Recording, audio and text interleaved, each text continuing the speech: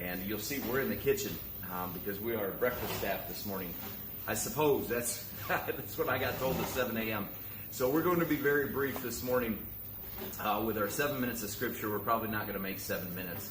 If you can believe, either one of us can be short-winded. And so he's got to hurry up. The French toast is burning. The French toast is going to burn. So listen, the book of Ecclesiastes 4:9 says that two are better than one because they have a good reward for their labor. And if we've learned anything in the last couple of weeks, it's how that when we come together and we work together, we get much more accomplished, and we get it accomplished more efficiently. We get it accomplished better, and we can help more people when we work together.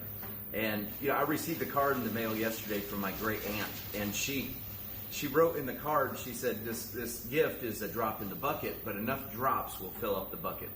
And how true that is. And so this morning I want to encourage you. Maybe you feel like in your life today, whether you're in a disaster zone or whether you're at home and just in another part of the country, daily life, you don't feel like you can really accomplish anything. I can promise you, if you will link up with somebody else, you can get more done. You can get more accomplished, not only in your community but for the cause of Christ. And so we want to encourage you with that this morning.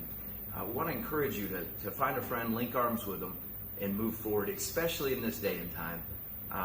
I'm thankful that for 2 weeks I could walk out the door, and within minutes after 7 a.m. I'd see Captain Murray come up, and it was awful refreshing to always know that he'd be here to help. And so let's be a help to somebody. Let's link arms today. Let's move forward with them. To give you a quick update on Crusoe, we got some rain coming in, and we're monitoring that closely.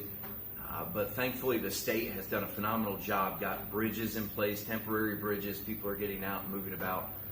Roads are getting fixed up.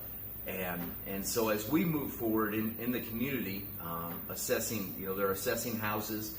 There's much work to be done. And then, of course, in the church, today we got some people to come look at some exterior doors and what it's going to take to get those replaced. So things are moving much faster than I thought they would. So this morning, I want to ask you to pray for those folks in Louisiana. I know that you're watching the news. I know you're aware of it. Let's hold them in our prayers today. I want you to continue to pray for Crusoe. And if you're close and you can come help, we want you to come help. We don't want you to forget about it. And we're starting to see this, aren't we? We're starting to see that, the intensity has kind of faded off.